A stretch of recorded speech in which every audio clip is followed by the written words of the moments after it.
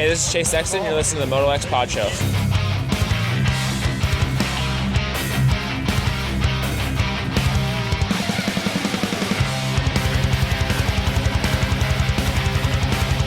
What's up, you guys? Jeremy McGrath here. You are listening to MotoXpod show.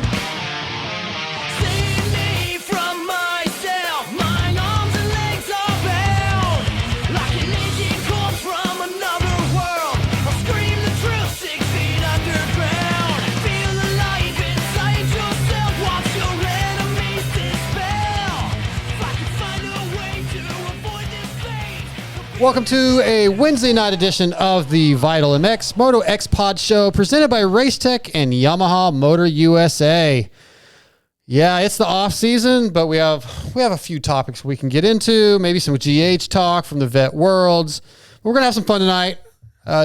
Unfortunately, if you guys were trying to watch on YouTube, no internet at my house, fiber optic line got hit, so we are not streaming live, but we will obviously post the video up on YouTube once we get it done and get some internet. But we have some fun guests tonight. We've got Red Bull KTM Factory Racing's Aaron Plessinger on.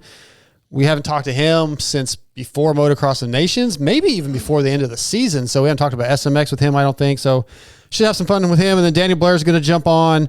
He's working with the GT Arena Motocross Nationals.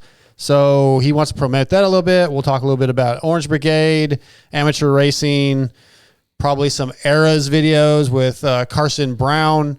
So yeah, we'll have some fun guests tonight, but in studio, not Scotty, so freaking unreliable. Guy is never here.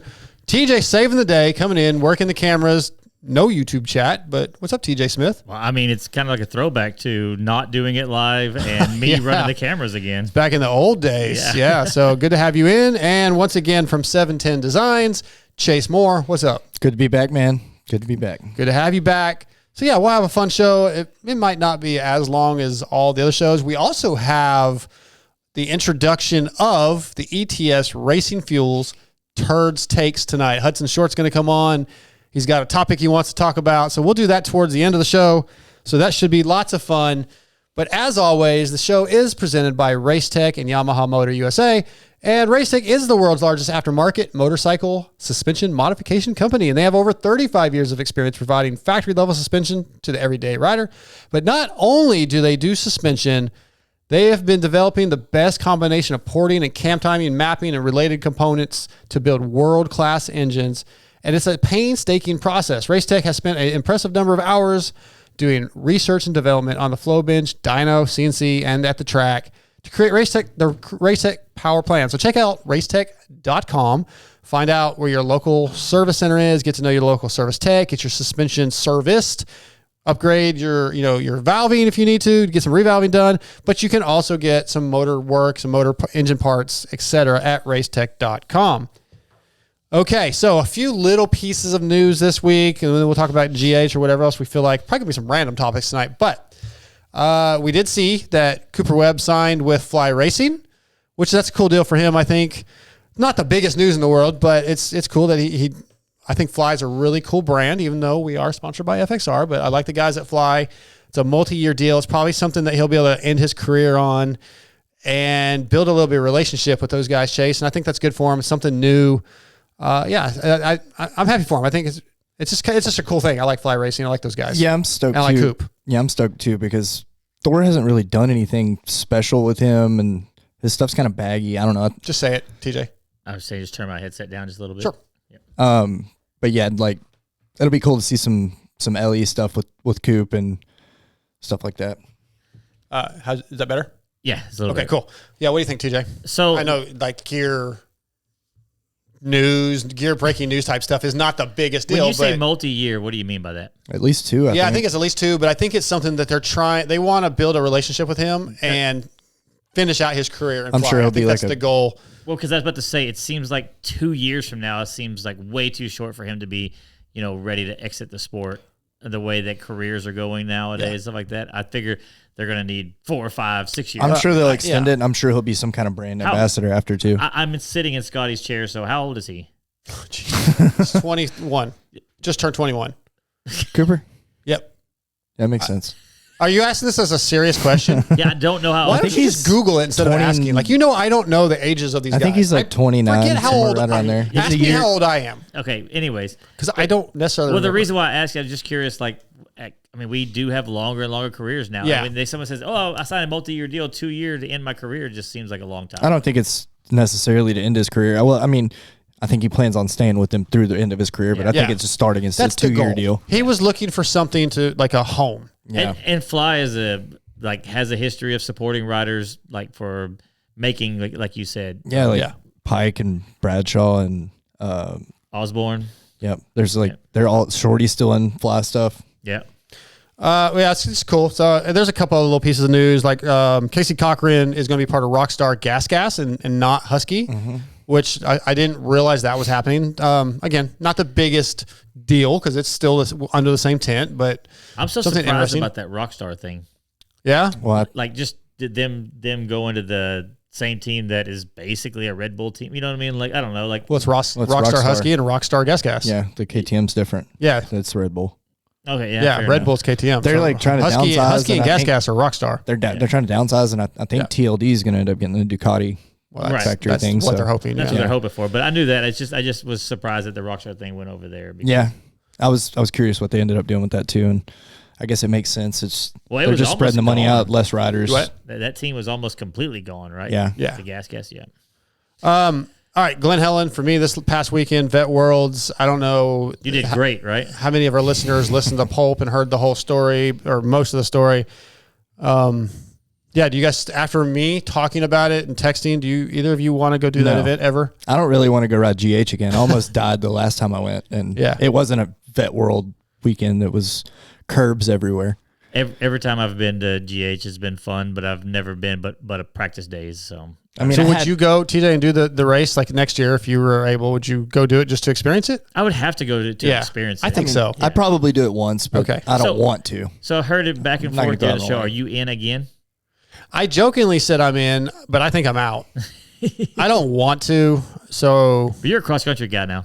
yeah, full GNCC enduro. So yeah, no more moto. No, it's a joke. If I could fly, I don't know, but I also said that during the day at GNCC, I would never do a quad race again. But by like Tuesday, I was like, I'd do it again. I want to do better. I want to do that quad race just because you looked so slow. I was. I'm just I was saying. pretty slow, but I mean, I don't think they didn't catch me when I was going my fastest. Let's set up a. There quad had to be a race moment or two where I was wide open. There were some straightaways in the cornfield where I pinned it. Just watching you go around the corner, and it was like like you should have been way down into the footwell of that thing when the bike just spun up. Let's get a quad race going with me and you because I think I could probably beat you. I've rode them a little bit. You I'm will pretty. not. You will not. Set it up. Okay. All right. Well, anyway, GH. I made the analogy. I said it on Pulp, and I said it to you guys, and it felt like going down the big hill. People just threw out some cinder blocks, like 12 inches tall, I like that. randomly. Randomly, I and like that is that. what it felt like. Like I didn't say a whole lot about it on Pulp, but there were some moments going down that hill. Like there's a couple in particular. I remember going down the big hill, and I was on the right, and because the bumps, people that aren't watching can't see, but they're uneven and they're staggered, and I hit the left-hand edge of a bump. I was on the right-hand side of the track, but I had hit the left edge of a bump, and it just made me start bouncing to the left. I was like, I'm just along for the ride, man. I'm not about to try to adjust because I don't know what's going to happen. And I was just thinking, God forbid anybody faster is coming down the hill behind me because I'm going where I'm going, And then you get to the bottom, and there was on the left-hand side, which I hadn't been using, there was a braking bump that was, God, it felt like it was 2 feet tall. It was probably 18 inches, 12 inches. And I saw it, and I was like, all right, well, it's literally 2 feet before the corner. I'm not going to make that turn, the inside.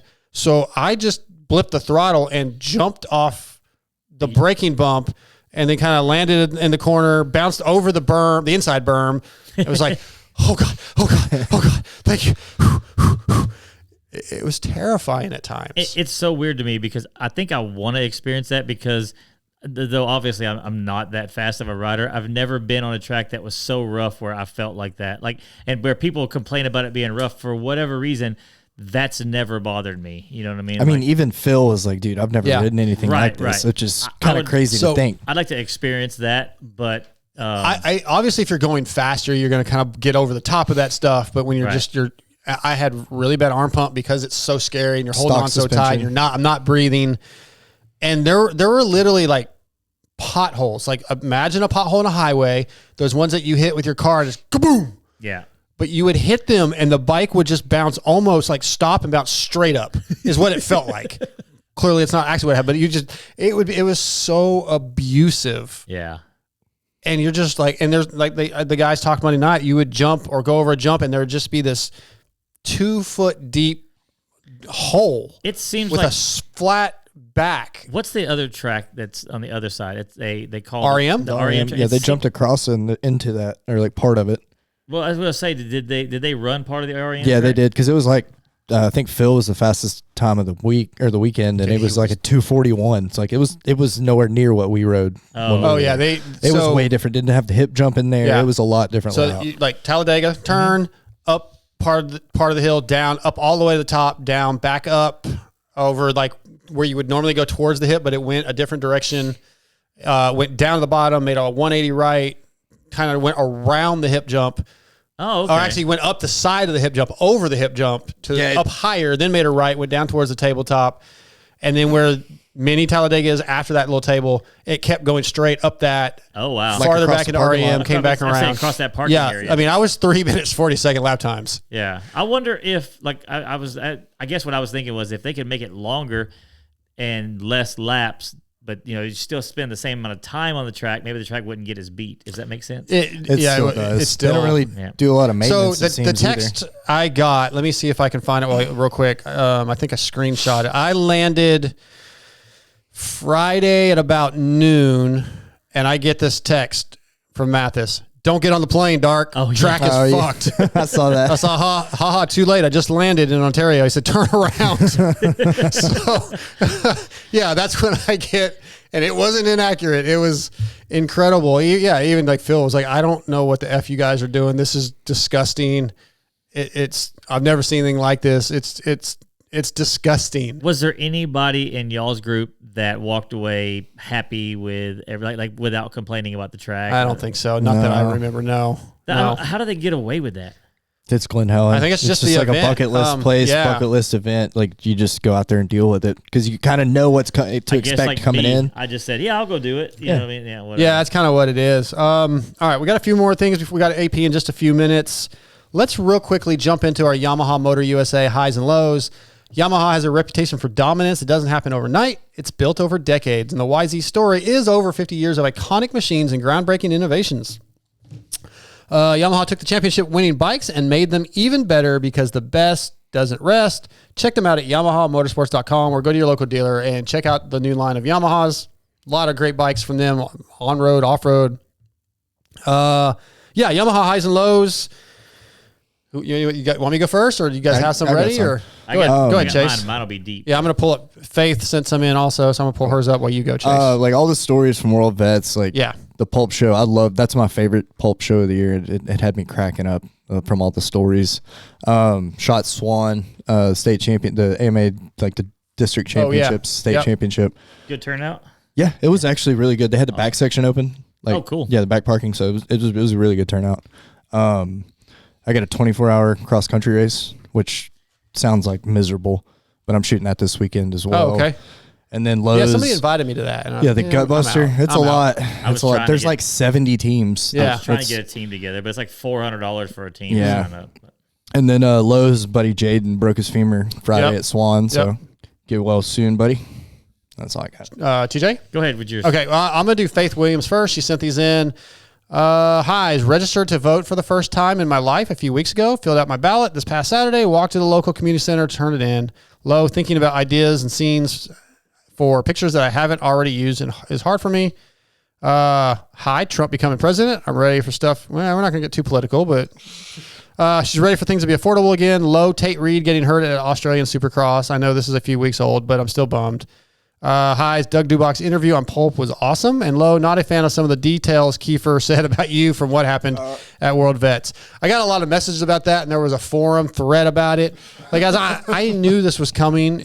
Trust me, it's like pretty exaggerated. It's just being silly and whatnot. So it's fine. It really is. I think people forget that it's just a bunch of buddies. Yeah, we talked about it, and like there was a couple things I was like, yeah, with all of us, I was like, let's not talk about that. And they're like, cool. Yeah. So it's not that big deal. My highs were the hang of the week, just hanging with the boys, Pulp, a lot of listeners and fans coming up and taking pictures saying hi and thanks.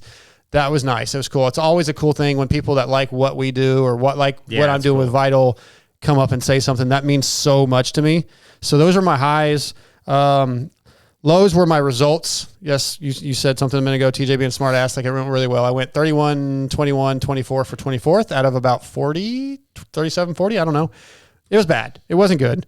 Not happy, but. Dude, I heard one of the races had 3 gate drops and 87 riders on the track. I don't think there was actually 3. Oh yeah, a lot of the races had 3 gate drops. Yeah. Yes, but there was actually one of the classes. I don't remember which one had 2. They had to separate into 2 gate drops. Yeah, there was some there. So I think it was 40, 80 riders in a class. They basically did a qualifier. Oh, okay.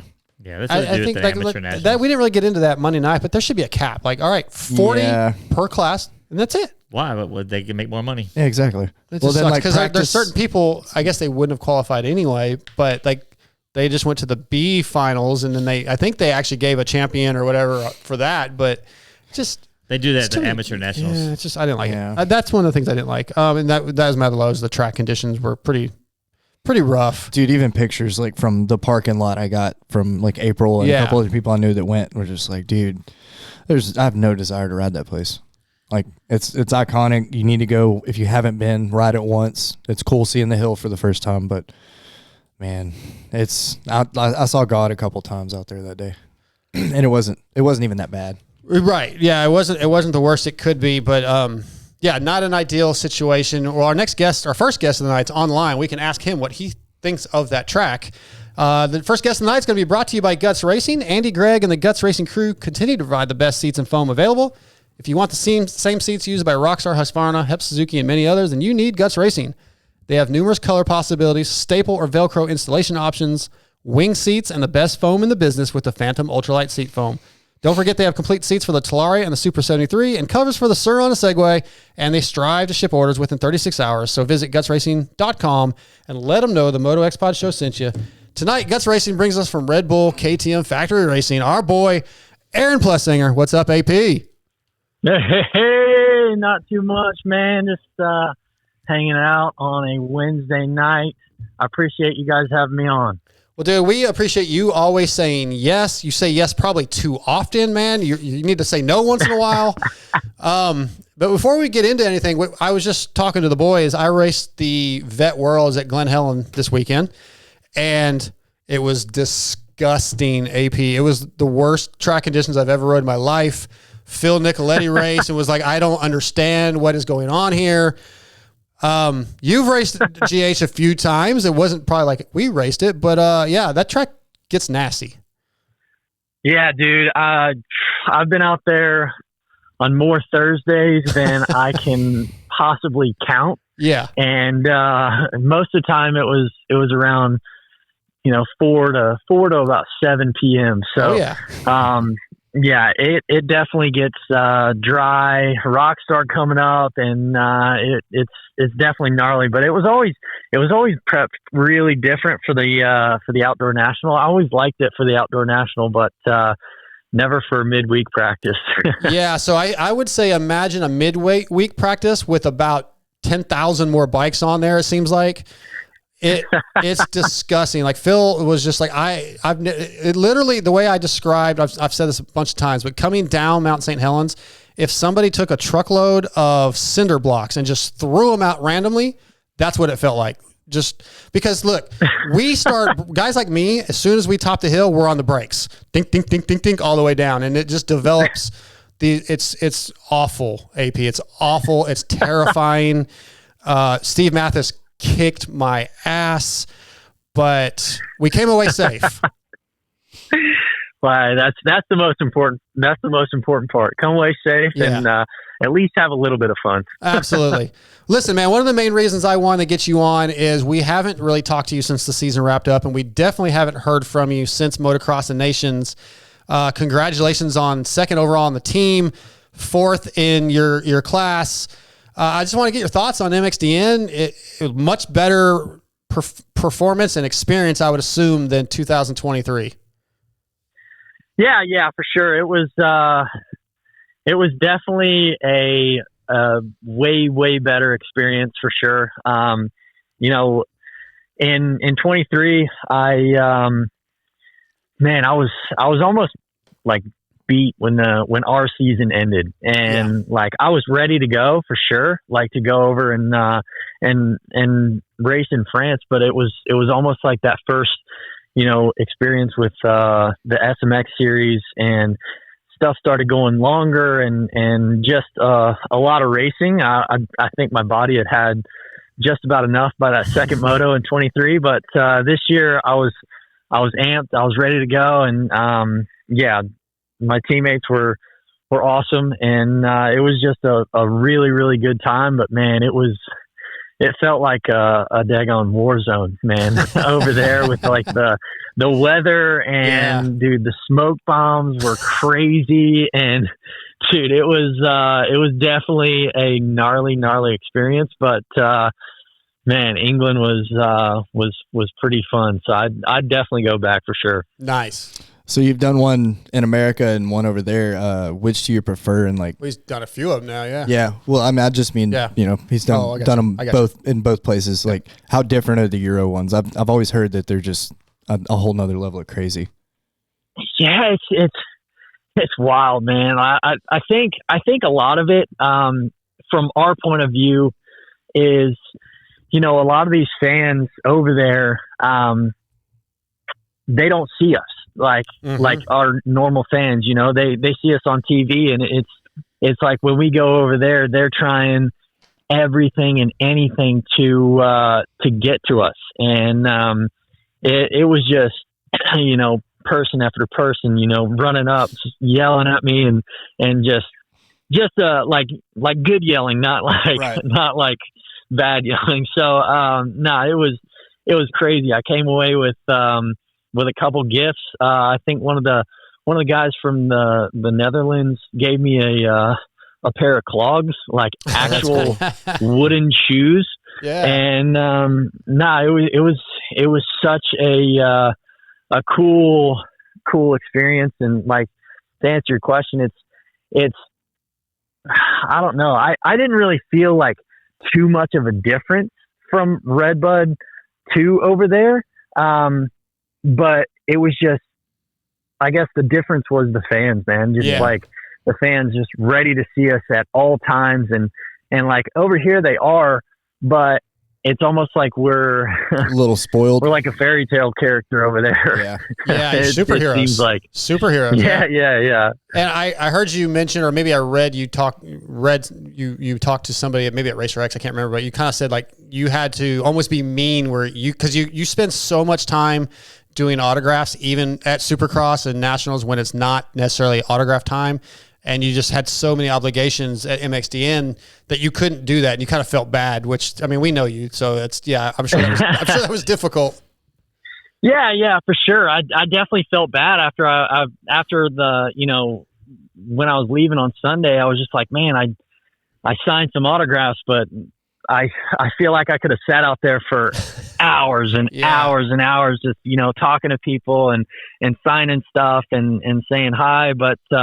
But yeah, over there, you just gotta get stuff done and almost get out, because, time can really run away from you. Like on, Fridays or Saturdays when you're just chilling, hanging out, you got to drive 30 minutes back to the hotel and, get your sleep in, because over there I don't know what it was. It was like 6 hours or 8 hours ahead.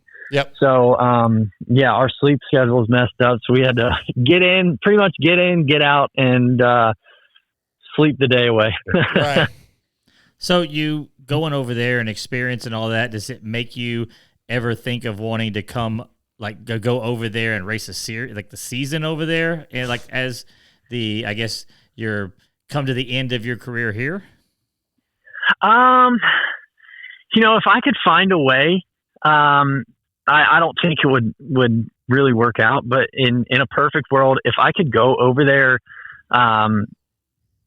weekend based pretty much, like come back to the States on the weekdays, I would definitely think about it for sure. But man, I've been over there twice now, or like in Europe twice now, and then like I've had a good time, but man, I just get homesick, man. Yeah. I just get homesick. It's like, it's so cool over there, and it's so much history, and you can explore all you want, but for me, I don't know. It's just, that would I never love the work. U.S., man. Yeah, I love the U.S. Yeah, those flights would get old within 2 or 3 rounds. You'd be like, I'm over this. Yeah, you just think the wife, Yeah. the wife would hate it. Yeah, you'd be going I through a would definitely hit divorce. the million miler. Yeah. I would definitely hit the million miler on Delta pretty quick. Yeah, for sure. Just talk about the racing in general. You rode well. I don't know if you're happy with your riding. I mean, I thought you did really well with all the things you talked about, just the travel and a new country and new track. Like I thought you did well. But are you pleased with your riding? Yeah. I mean, overall, I am pleased with my riding much more than last year. But man, I felt like every time I got out there, I was just kind of like almost stuck in one lane, almost stuck in one rut around the whole track. And I was telling Jade, I wish I would have searched around more and found more lines, but I don't know if it was because that was my first time at that track or whatever, and it was super, super rutted. I mean, dude, these ruts were like, I love ruts, but these ruts, you were jumping, a 40, 50 foot jump and literally landing in a foot deep rut. And it was not smooth. So, I almost picked one rut, and just stayed in it the whole time. And I never really searched around. So in hindsight, I wish I would have, kind of broadened my vision and just kind of searched around. I think I would have, found a couple better lines. But, overall, I am happy with it. I just wish I could have, gotten a few more positions in each moto. Yeah, I get that. When you're one of the best riders in the world, do you go back and watch that race though and go and see what Geyser and Jet did at the end and be like, huh? Because they were just, a little bit different level that day. And sometimes it's kind of like, what the hell? I mean, certainly when I'm watching even you, I'm like, it doesn't make any sense. Yeah.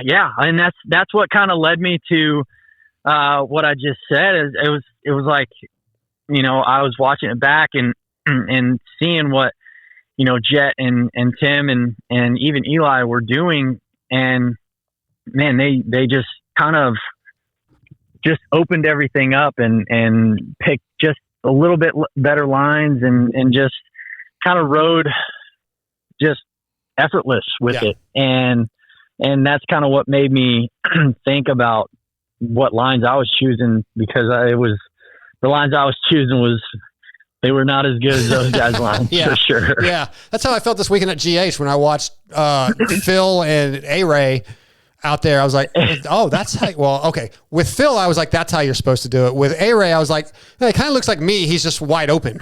He was just bouncing off everything. A-Ray was scarier than the track watching him ride that thing. But before we move away from XDN, I want to talk about, you were the only guy on the team that was kind of originally on the team. You stepped up last year when it's been a struggle to get riders. I'm stoked that Eli and Cooper Webb made the decisions they did, and thank you to those guys. But you've been there. Next year when Ironman comes around, I feel, and I think a lot of the fans feel, you should automatically be one of the number one picks, no matter where you are in results. How do you feel about that? Like, you may not want to openly say, but if they come around next year and they're like, all right, Cooper Webb, Eli Tomac, Hayden Deegan, that's the team, I'd be like, what the hell? They didn't want to race last year. No, I mean, as much as I would love to be automatically selected. You know, I'm gonna try my best to definitely be there. But yeah, I got to show out. You know, I gotta you know, earn my spot on the team. You know, I think it would be, yeah, it would feel good for them to, you know, just put me on the team. Sure. As far as, you know, not having that pressure, but I think for myself and the way I am, I think, you know, earning that spot on the team and doing what I can in the outdoors, that would feel a little bit better to me, I believe. But yeah, man, I would love to race again in the USA for the USA, and at that track, man, I think we whoever goes, I think we're going to do some damage at that track. I do too, dude. You're so close to winning a Moto Ironman this year. I'm sick. Damn it, your teammates pissing me off for taking those freaking Moto wins away. But anyway, yeah. So he was talking about, like, since he's getting off the MXDN question. Well, I think Chase might have one more MXDN. No, I didn't. I was going to let y'all finish up on it. Yeah, so anyhow, I have a totally random off-the-wall question. You have now been running the number 7 for a little while. Do you still get any comparisons or whatever to James? You seem to make it your own. That's the reason why I ask. James, who's James? Yeah, exactly. I don't know who you're talking about. You know, I haven't in a while. I know that it felt really good this year. I think James did a podcast, and I think somebody had said to him something about me taking his number or whatever, and he kind of came back and said, "Nah, man, like I'm old school now." He was like, AP has taken that number and made it his own. That's right. And man, that made me feel really good. So, like there's not been too much talk in the last like 2 years about it, but that made me feel really good when he said that. Nice. Chase? So coming off your best 450 season, you started up front pretty consistently.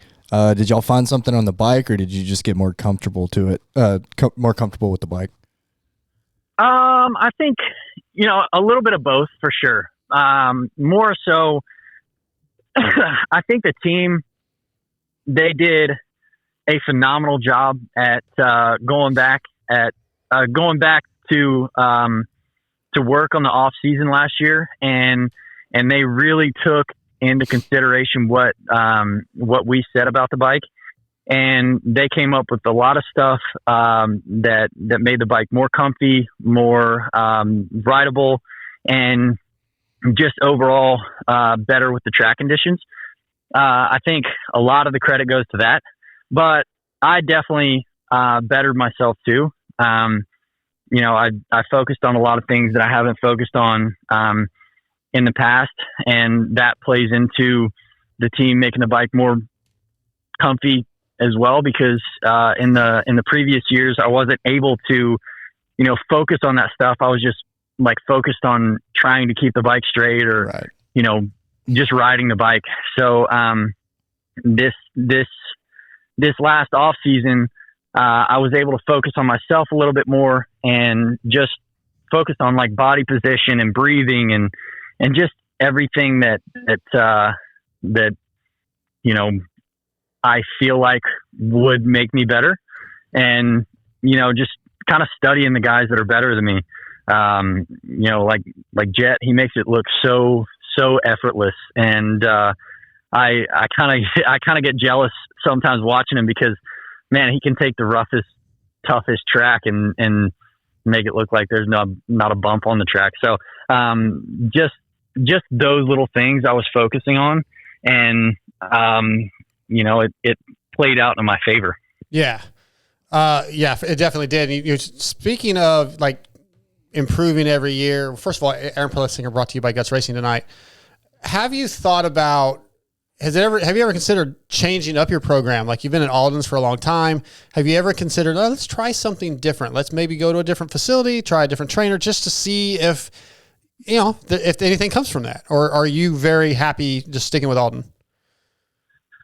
I'm actually really happy where I'm at right now. Mm-hmm. Like I was very nervous coming to Alden's at first when in the end of 21 when I switched from Yamaha to KTM. I was really nervous because the biggest part was I thought he was going to make me cut my hair, and I did not like that at all. I did not like the thought of that at all.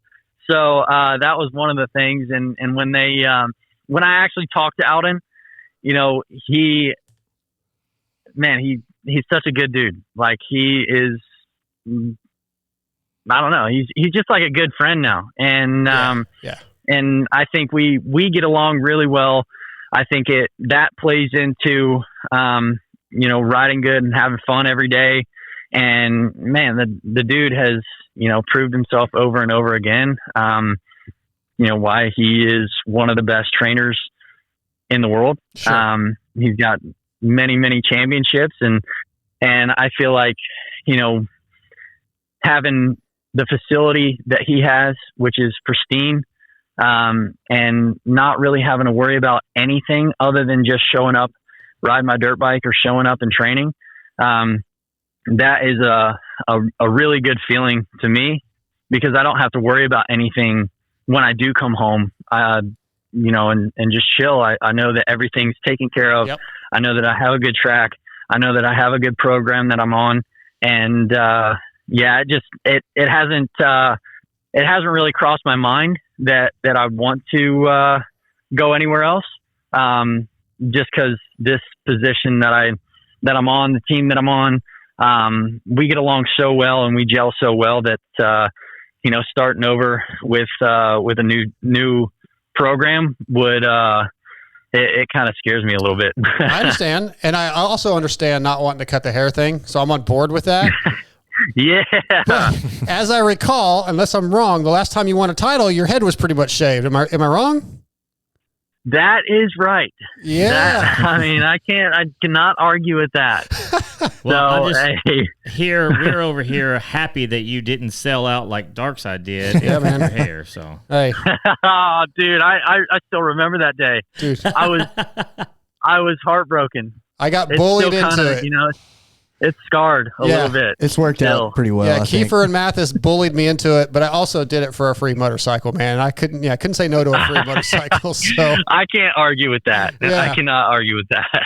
AP, so a new 1-year deal with KTM. I don't like these 1-year deals. I don't know how you feel about it. And when we roll into 26, I think almost everybody in the 450 class and going into 26 is going to be up for a new deal.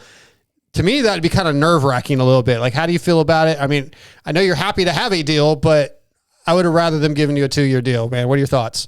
What can you say? What are you willing to say? If it were up to me, right? If it were up to me, I would, if they came up to me with like a 5 or 6 year deal, and said, "Hey, you're going to ride for us until you retire," I would sign it right now. I don't necessarily like the 1-year deals, but in return, I am very, very thankful and very blessed that I have a deal. It's kind of two ways of looking at it, but yeah, I would much rather have, I would much rather want to have that job security, of course. But on the other hand, I think that the pressure that brings kind of motivates me to go out and say, "Hey, look what I can do," and I can do better than I did last year. And I'm willing to work towards that. I like it, man. 'Cause I feel like that moto win's coming, man. We're just every year's a little closer, and you got the first Supercross win this year. So yeah, it's coming, man. And we just, as fans, we want it, right? I mean, we want AP on the podium. We want him on the top box. It's coming, but go ahead, Chase. Yeah, 1-year deal too. You do well, you can renegotiate for more money when it comes back around. So it's not always a bad thing. Yeah. So I'm good friends with Josh Paris over at Gas Monkey. I think I used to play some moto games online together. What's the chances we get some kind of Gas Monkey AP collab in Dallas this year? Hey, dude, I was actually supposed to go and hang out with the guys, Josh and the guys at Gas Monkey this year, but it just so happened that Red Bull planned something there for me to do, and I had to do that instead of going there. But Richard Rawlings has followed your boy on Instagram, and there has been, some talk, and maybe this year we can talk a little bit more, and maybe get something in the works for Dallas. Especially, we got off to talking about it a little late last year, so if there's a little bit more time, a little bit more planning involved, I think we can definitely hook something up and make the people happy with that. That'd be cool. They're all pretty loose over there. It's a bunch of cool dudes. I'll tell Josh to shoot you a message. Yeah, that's for sure. That's cool because somebody with your personality would be really good about, I guess, like promoting the sport to outside people who are into the cars and don't know a lot about the sport. So well, that's really cool. Gas Monkey does something with that AJE gas team, don't they? Yeah, I think they did. They used to. I don't know if they not anymore. I don't think so. AP, we got a couple of Vital MX forum questions for you. This is from this is from Burn 1986. We got Daniel Blair on after you. So this guy said, do you think there will be a rematch between you and Carson Brown? Whew. I definitely hope so. Yeah, I definitely hope so, because I want to get somewhere where it's not after, one of the harder races of the year. He does it every time. Yeah. He's smart. He sets himself up for success. Yeah, go ahead. That what we did up there was so much fun, and man, I couldn't tell you the last time I rode trails before that, and man, just getting up there in the woods in Washington, it was, or where we were, Oregon or Washington, whatever it was.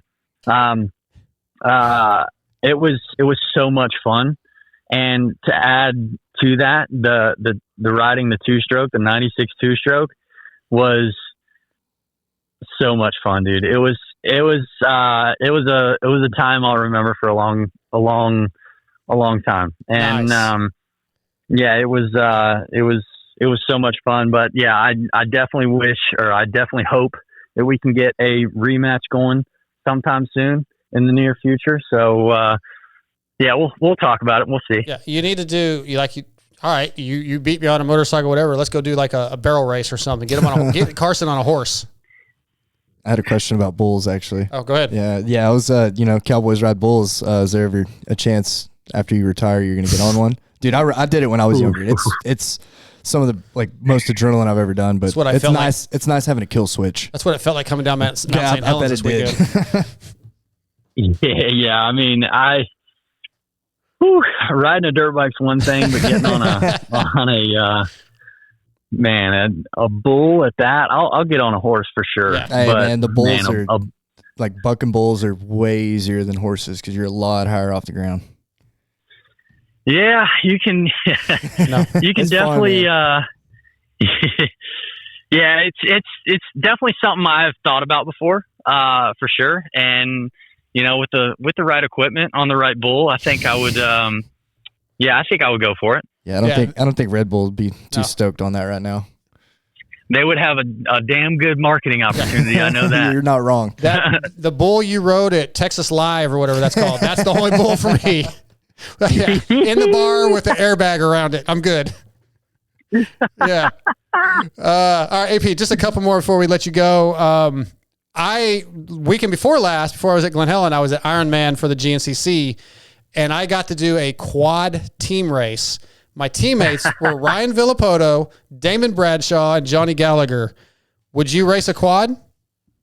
I would definitely race a quad, but I don't know that I would race the quad that you guys raced.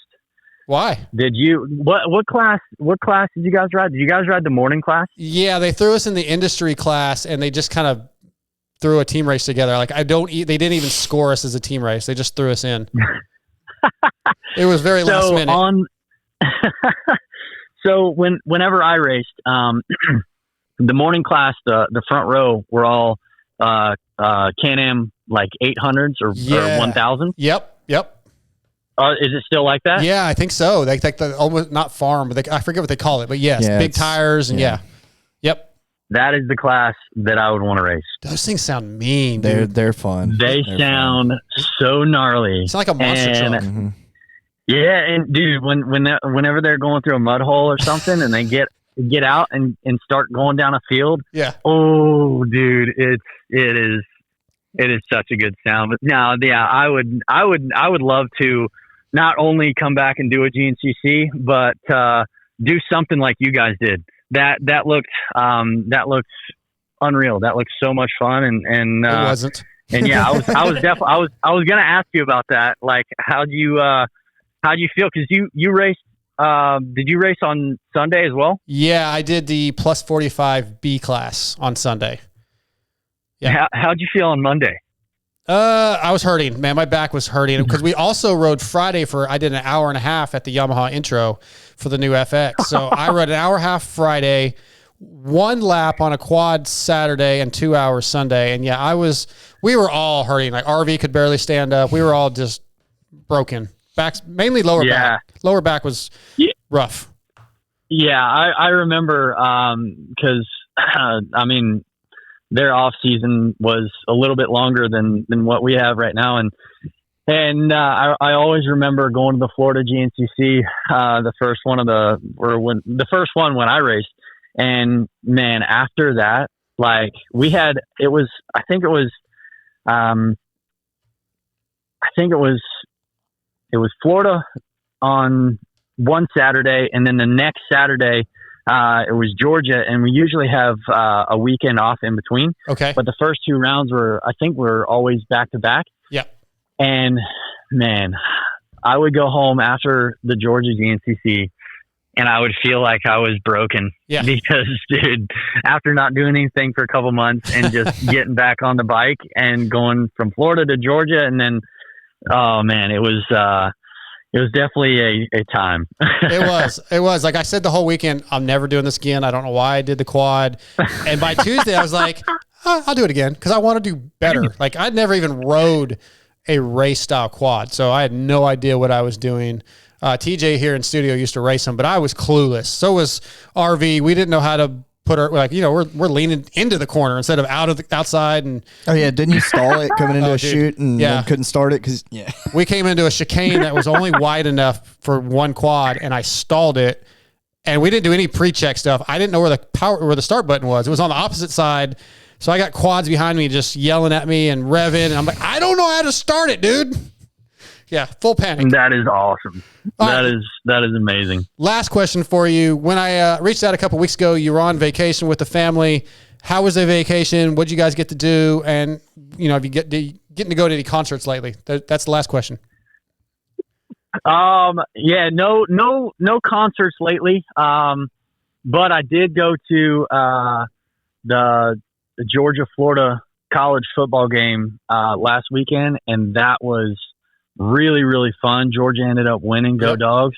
And then, for our vacation, we went up to, it was actually kind of hectic because on the flight back from England, there was the hurricane, I think it was Milton, on its way to Florida. And it was projected to go right over our house. I think it was like late Wednesday night, early Thursday morning. Right. And man, I got to texting my dad and my father-in-law, and I was just like, man, what would you guys do? And my dad texted back and was like, if you can get out, get out. Yep. It looks like it's going to be bad. So, my father-in-law said the same. So, we got back. My mother-in-law was watching the kids at the time. We landed, had, one of my friends pick us up from the airport, and then drove back to the house. I ended up taking my trampoline apart and then shoving it in the garage. I didn't even unpack my bag. I literally took the same bag that I took to England, just threw it in the back of the truck, loaded all the kids up, my mother-in-law, and drove from my house 6 hours up to my in-laws' house up in Georgia, and then slept that night. And then I think the day or two after that, we hightailed it up to Gatlinburg, and then man, we had so much fun up there. It was it's always a good time. We like to go up there, and they have a lot of stuff up there to do for the kids and for the adults as well. So we had a really, really good time. Rented a house up there and spent a week up there, and then my parents actually got to come down, and then my wife's parents came up for a couple of days. So it was a really, really good trip, and it was nice to not do anything after, doing England and then freaking out about the hurricane and then just going up to Tennessee and just kind of chilling out. Yeah. So it was such a good time, man. Good, man. I'm glad to hear it. I'm glad that, as always, you're in good spirits, and 2025 will be here before we know it. So yeah, enjoy whatever downtime you get, and once Supercross gets here, it's going to be busy again. We'll get you back on, and look forward to seeing you as the season starts. All righty, boys. Well, again, I appreciate you guys having me on. I look forward to an even better Supercross season this year, and yeah, man, I can't wait for riding to start again. Absolutely. I was about to say, we got to make Nashville for once, but damn, no Nashville this year. So, geez.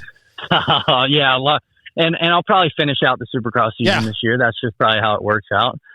Hey, whatever. As long as you get through it without injury, it doesn't matter. That's the key, man. Let's get it done. But that's the main goal. Yeah. Thanks for your time as always, AP. We appreciate you. All right, thanks, boys. You got a good one. You too. See ya. Bye. See ya. Bye. Aaron Plessinger, brought to you tonight by Guts Racing. A good interview, good time as always. We've got a few minutes before we get to Daniel Blair. Let's do the X Brand Forum check-in real fast. X Brand is your choice for clear vision and a leader in motocross and off-road goggles. X Brand is used by many of the top GNCC riders, including Craig DeLong, Dalton Shurry, and Grant Baylor, Lyndon Snodgrass, as well as motocross, supercross, and arena cross riders like Kyle Chisholm, Freddie Norn, Henry Miller, Michael Hicks, Richard Taylor, Jerry Robin, and many more. Myself and Steve Mathis both raced in X Brand this weekend. No championships there, but visit EKSbrand.com or go to your local dealership and ask for X Brand, distributed through WPS. The X Brand Forum check-in is titled Things Feld Could Take Away from World Supercross, posted by @Soggy, if I wrote that correctly. I don't know. We talked a little bit about World Supercross last week, but he mentioned less tough blocks. There weren't as many, more spaces for guys to get off the track. And I just thought it was a little bit of an interesting conversation because I don't know so much about less tough blocks. That's probably not a bad thing, but everybody always talks about these things. Like they use cardboard. I've seen, I think it's at MXGP. They have these, they're like domed looking things that collapse. It's at Paris and Bercy. So they're not going to save you if you land on it, but they're just track markers. I mean, they're not there to save you if you land on it. No, but when you land on a tough block, it takes you out. Yeah, I didn't say if you crash it and you land on it, it's, I don't know. Fair enough. You lose. I think the collapsible things are the way to go. I'm not really sure why we don't do that. You lose some advertisement space too. Yeah, I guess. And then it's a lot of it, I think. Yeah. No, you wouldn't. Though if they like what he's saying, if you had either the cardboard or the the cardboard, yeah, but I was thinking like the long ones like they use at Bercy. I was saying the collapsible things that are like a dome looking piece. You can still print on those. You can print on those, and then I mean it doesn't make sense because Feld could save so much money on trucking. Yeah, because they lay flat or they've whatever. They've got a whole truck just for tough blocks. I know they could drop a whole truck. It doesn't make sense. Be a question to ask. I don't know if Sean Brennan would know that, it'd be kind of a question to ask, like why not do that? Maybe it's super cost. That's probably a lot of it, but I wouldn't think so. No, you think it'd be cool to at least see them try something different because it's been the same since 2002, 2003 when they started using them. Then they went from hay bales or a little before that, but you know what I mean. Yeah, and like you said, they're track markers. They're not there to They're not. I mean, obviously, they're not a safety. It's about 15% of the time it actually saves you a tough block. Yeah. The rest of the time it just sometimes a guy gets blows lucky. you apart. it blows you apart exactly. The other thing he mentioned was that at World Supercross they were rolling the whoops and grooming them, and he said they don't do that in Supercross. But I have seen them. They'll clean up the whoops. But do you like the idea of cleaning up the whoops in between motos? I mean, races. I mean, I think some races, yes, some it doesn't matter. It depends on how blown out they are, because you get to the point where they're just jumping through them. You can't even skim them. Yeah, you're going through one line the whole way through. It's like it makes it like a non-issue on the track because you can't make any speed because they're so blown out. I don't like that they're almost always destroyed, but every once in a while them being destroyed, like okay, well it's motocross, right? Yeah. Like so, but I'm okay with them being like cupped out and bad. Yeah. It's when they get like the goat trail where everybody basically you can keep wheels on the ground. Yeah, that sucks. Yeah. That sucks. Yeah. The other thing, a commenter mentioned Superpole. You're a proponent, I know, of TJF Superpole. I kind of think it's a little bit boring, but I'm fine if they wanted to implement that. Like I wouldn't be like, well, this is stupid. It's just not my favorite thing. But like to do something different, if it's more entertaining, fine. Or give a couple points for a heat race win. Yeah, there's a few little things they could do. Yeah, Chase, what do you think? I don't hate Super Pole. It's like I'm kind of on your page. I'd rather it's have like boring. the back to back, like the if you did like in Arena Cross where they do two riders. Yeah, that'd like be cool. If they did a bracket like system, a shootout. That's a lot more time. Yeah, but I mean, but you could have a little bit of a bracket system, and I don't know what the hell you get out of that. But they'd have to do it like at the end of Race Day Live or something, maybe, and not even put it on TV, and then you're just seeing highlights from it anyways, so it wouldn't really matter that much. One rider versus Vince Freeze. I've been watching. That's a good idea. I've been watching the '93 season for something I'm working on, and like the tracks were so different, and honestly, like dude, they were cool. Almost more difficult because it's like it wasn't just like Excite Bike or whatever Mad Skills where it's like roop. Yeah, but it's the bikes. Yeah, but if the way they built the jumps, like there was no rhythm to half of them. Like there might be a jump that was just straight up and down, and you're like bam on the flat ground, and then they're like. It was just so it wasn't built where it's just jump land on something smooth. When you're watching that, could you imagine if would it be that much different if they were on the 450s of today? I think it would be because there's no way. Some of the sections there's no way to make like it smooth and a like just a rhythm where it's just all flows. It's just like slamming into things and like things make you. There's certain obstacles that make you slow down and maybe they'll try to jump over a double, but it's so abrupt that it's not smooth.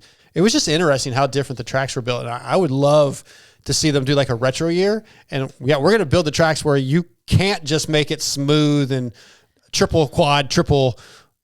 I don't know. That would be kind of it was pretty interesting watching it. And I think it was Carmichael's rookie year on a 250. When he got hurt, when he hurt his knee, and they had it was like a dragon's back up onto a step on, and then you stepped off of it. Like they used to do so much cool stuff, and like it's just so cookie cutter right now. It's kind of boring. Yeah. Like you would see, like maybe Bradshaw would do this double, but he'd clip it and it'd bam, and the other guy wouldn't even jump it because it's like that doesn't make any sense. It was just.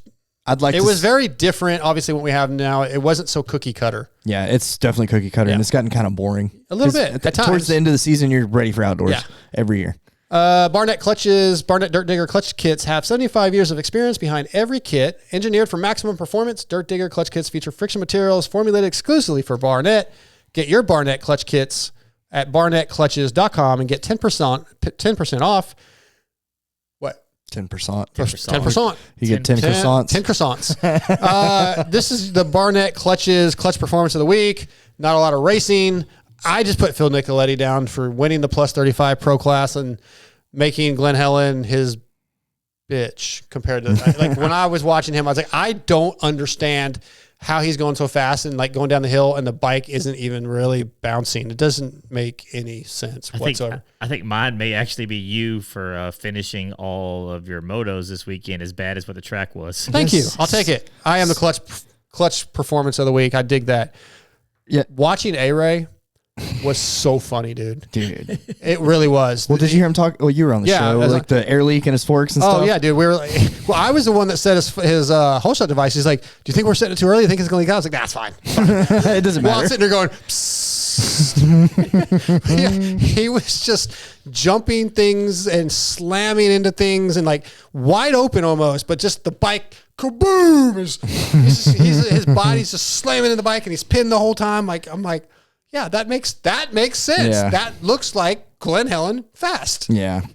Phil didn't make any sense. I don't understand how he did that at all. I give my clutch performance to Steve for doing 6 motos. I mean, he hasn't been riding. Yeah, he wasn't riding like at all. I didn't want to give him credit. Yeah, I feel you. He was pretty cool to me, so it was impressive. It was impressive, and he didn't seem like out of shape or anything. He's in pretty good shape right now. Yeah, he's lost a lot of weight. He's riding really well. So props to my friend Steve Mathis. All right, ProX is rooted in racing from motocross to off-road and supporting teams such as Ampro, Yamaha, Pro Circuit, Kawasaki, and SLR Honda. They have been supplying quality components for almost 50 years, from complete jobs like an engine rebuild to simple maintenance, including filters, chains, and sprockets.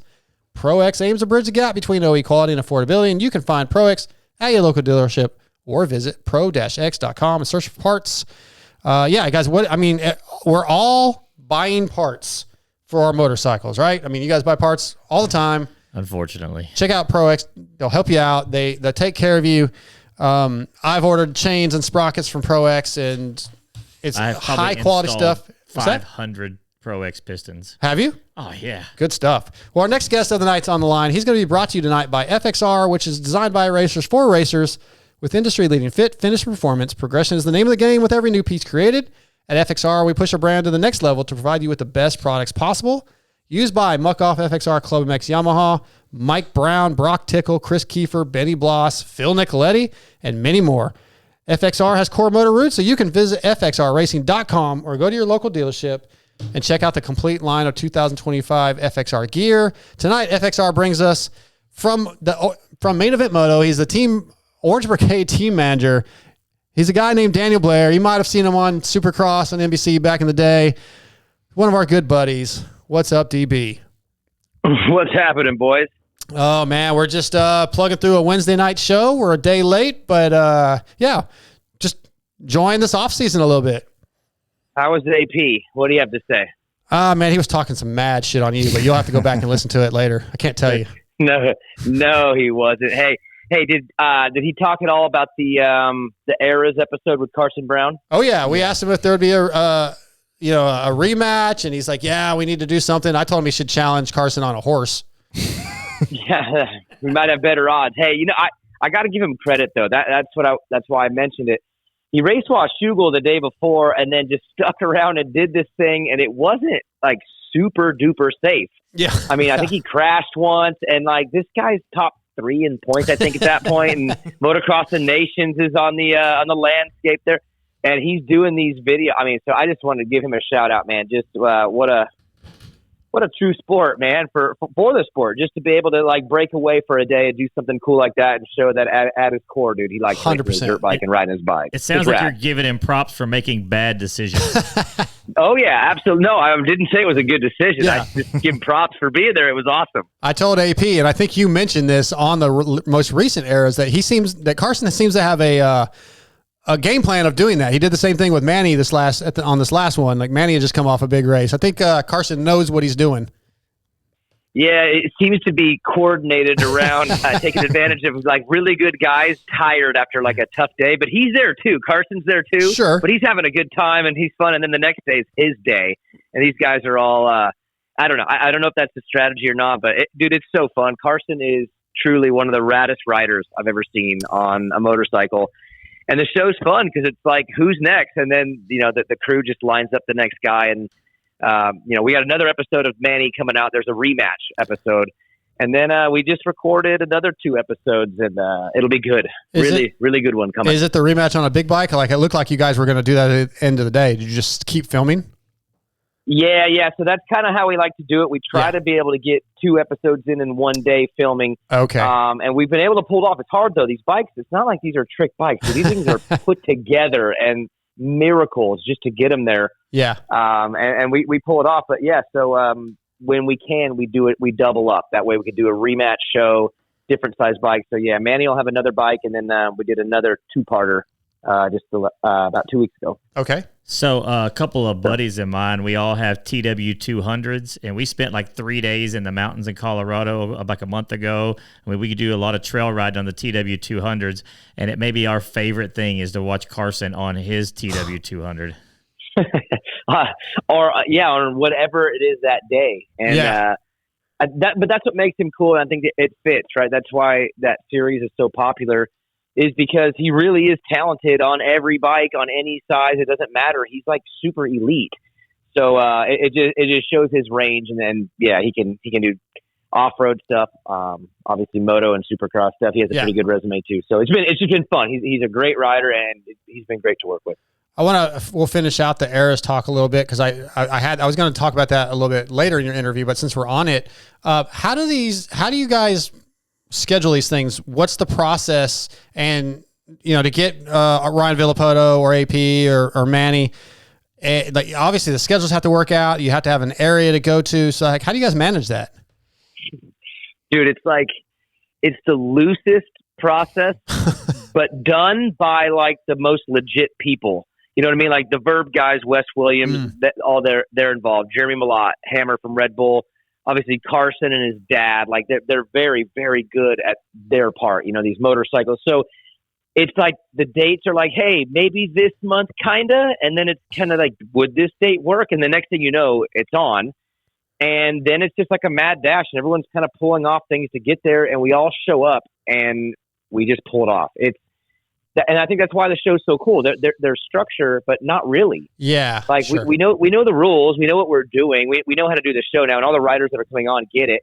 But really, inside that, we're just kind of hanging out and winging it, and having bike problems sometimes, and weather problems. I mean, it's the loosest, like tightest thing I've ever done. I think that's why they're so fun.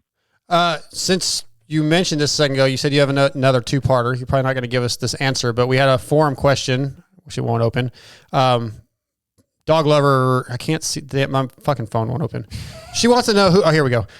Who will be the next guest on Eras? You don't have to say the guy who it is, but just curious what you'll tell us. And she says she's loving the series so far. So maybe you want to give us any hints on who's next? Maybe the bike. Or the bike? No, I'll give you a hint. Okay. This person completely just blew the surprise already. So I'll just throw it out there like that. Like it's been a surprise. We kind of do this thing where we don't really say, and then it's like, well, the person that we just did it with didn't get the memo, and the next thing you know, I'm on Twitter and I'm like, oh, well, all right, well, I guess it's out. So I'm not going to be the one to say, but if you could figure it out, it's out there. Oh crap! Well, I haven't seen it, but I guess we'll. If you're listening to this, let us know.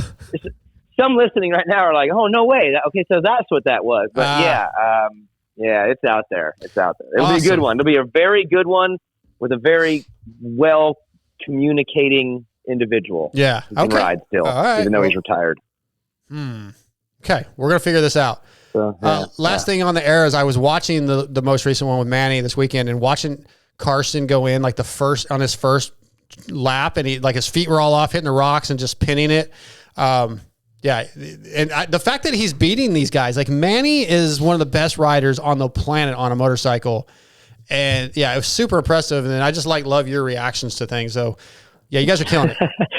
It's fun. It's a good show, and it's we've kind of just thrown it out there and kind of pulled it off with not rhyme or reason, and it just keeps coming out bangers. But the Verb guys, man, Wes Williams, that whole crew, they are A-level talent. So I mean, when I leave, I just know like whatever they're going to put together, it's going to be really well done. And I don't know if you've noticed, but the drone stuff lately has been, I mean, it stepped it up really, especially with the AP episode. Just in and out of the trees, dude, looking like freaking Star Wars in there. The whole show. I mean, there's just a lot of talented people on it, and 100%. It's been fun. I've got a drone, and I try to fly it through the woods sometimes and wad it into trees regularly. So that I actually was very impressed with. Yeah, this guy's good. The guy that they got he's legit. And now it's multi shows now, so we got our guy. All right, let's talk about the GT Arena Motocross Nationals coming up. Jay Reynolds, he's been coming on the show talking and helping promote this things for years when it was under different sponsors. Just talk about your involvement. I know there's some TV deals. I think FS1, FS2, MAV TV, but talk about your involvement with GT Arena Motocross Nationals. Cool. Yeah, back for another year doing the TV. This year will be a little bit different too, because I'm actually going to be at a bunch of them. My son is racing. He's like all head down and in this thing now. So we're going to probably end up going to probably half of these things because he likes arena cross. But back on TV, and then Justin Brayton is in the booth with me, which is super cool because we've actually done it now for a couple of seasons. So there's a rhythm there, and then even to this day, I know he's, now he's emerging in the Supercross broadcast and growing his role there every single year. And it's fun because we still talk a lot about things and kind of like he asks me questions. And then when we work together, we work on things. So it's kind of cool because it's not only calling races, but it's, staying connected with him and being able to be now the veteran kind of guy. Like I had Robbie Floyd and Jim Hawley to learn from, and now I get to kind of be the vet. So for me, it's cool to be back with JB for another season and just keep working on things together. So that'll be cool. And then the series, yeah, it's good, man. I really, really like this series because the pros and the amateurs race at the same time. And, on its face, you would say, wait a minute, I don't know if I would like that. You want the pros to have a difficult track, but dude, these racetracks, I don't know how they pull it off. They end up being super gnarly for racing, like a lot of battles back and forth. It's pretty intense. And it's because the track's kind of balanced. It's really easy for the pros, but then kind of still challenging for the beginners and novices. But then they have a good whoop section. So to me, it's just really good racing, and it's on FS1. So excited for it to kick off, I think, in Enid. Enid, Oklahoma this weekend. Yeah, this weekend. And I've known Jay for longer than we've had this podcast, and that is probably one of the most interesting promoters of a series that I've ever met. Yeah, he is. I mean, and he's hands on, and that's the thing is, it's like Jay's there and he's everywhere because he does a lot of things on race day. So no, it's been great working with him. Again, I love the races myself. I took my son to him a couple of years ago.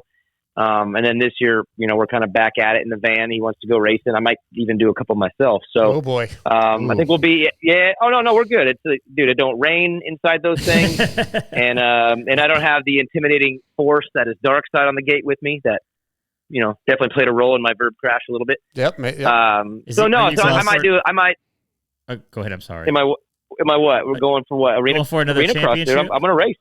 You gonna go for another championship to steal a bunch of kids' futures? No, 40 plus, dude. 40 plus title. So I got to keep stacking the wall. I can assume that Randy Richardson will be wrenching for you. Yeah, I mean, probably whichever one's the closest east. They share they share a ramp, so yeah, they're gonna have to. That cracks me up every time I see it, man. Yeah, I don't know, man. I don't like the thought of you doing arena cross, man, because I see how you walk. That's arena cross related. I can't imagine Maggie's stoked on that. Well, she doesn't know. I mean, obviously. She doesn't watch the show. Oh. Yeah, like I'm taking Evan racing, Dave. Yeah. Look at this. Look at this. A Maggie Blair just filed for divorce. Yeah. So no, she knows that I'm pretty safe these days. But yeah. No, so we'll be there. It's gonna be fun. And I'm a big arena cross guy. It's that time of year. It gets cold. You go indoors. I mean, I just remember it from being a little kid. And so here I am, 42 years old. My son's racing, and I'm going to be at these things. It's just, I think it's a really fun part of the sport that people that go, like, they know. And the ones that don't go, they kind of don't know. So sure. Get indoors, man. There's arena cross. They're all over the country now. I mean, it's popping up everywhere, and it's a good time for it. Yeah, check it out on Instagram. I think it's GT Arena Cross. I'll pull it up real quick, but it's the GT Arena Motocross Nationals, 8 cities. What's that? No. Oh, I would say the GT Arena Motocross. Yeah, 8 cities this year. Pretty cool schedule across the country, so check them out. It'll be cool to go. You guys will have a good time. What's that? Is there a Texas round? I don't think there is this year. Let me pull it up. Not quick. this year. Yeah. Okay. Not this year, no. It's GT Arena Motocross, at GT Arena Motocross on Instagram. Guys like Michael Hicks, Cheyenne Harmon, Chase Marquier hit that thing up. I don't know all the entries, obviously, this year, but it's a really fun event. I've gone to one of them when it was in Texas many years ago. DB, what Daniel Blair tonight, brought to you by FXR. What's going on with Main Event Moto? How's that going? I know Toolman Dan, producer Joe still involved, and you've got Steve Hall over in Australia kind of, I think, helping out a little bit at times. Good dude. How's the show going? It's good. We're just plugging away. I mean, when it comes to just the Main Event Moto podcast, it's kind of copy paste for us now. I mean, I don't even know how many years we're in now. It's getting to be 7, 8, 9 years Probably now. More And we just we just keep doing our thing, dude. Me and Joe, it's super consistent. We have a good time.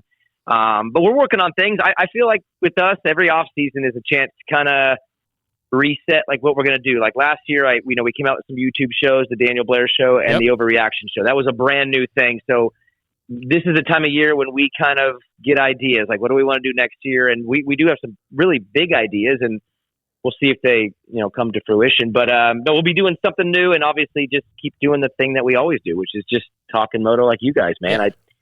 Sport's cool right now. I don't know if you're vibing the same way I am, but I feel like the sport is cool. Like the racing's good, the competition's good. I'm ready for this. It's a nice little breather right now. I mean, I think you guys are probably enjoying it too, like a little bit of a breather here. But like I'm ready to kind of fire up and get going again here. And that's what the podcast is all about. Is just chatting with your boys for sure. The sport we love. That's freaking cranking it right now. Yeah, it's a fun group of guys on the show. I always love the dynamic of you guys and the jokes. It's one of the funnier shows and a lot of good just talk. It's not like the in-depth breaking news type stuff so much. It's just it's talking shit. It's bench racing, and it's a lot of fun. So, what's up with the Orange Brigade, man? How's that going?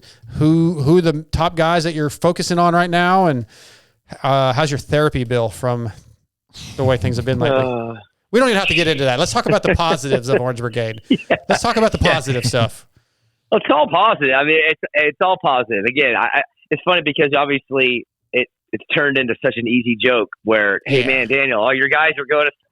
At the end of the day, though, it's still positive. Like these are kids that are taking a shot, and I'm helping them get rides. So it's not necessarily where I want them to go, but at the end of the day, like I work for these families, man. Like that's my ultimate goal, is to help them navigate this period and get them through tough decisions. And if that ends up meaning that you lose kids, but they get an opportunity, you can't really be upset about it all the way. So no, all positive there. And as far as moving into next year, we have a really, really good team.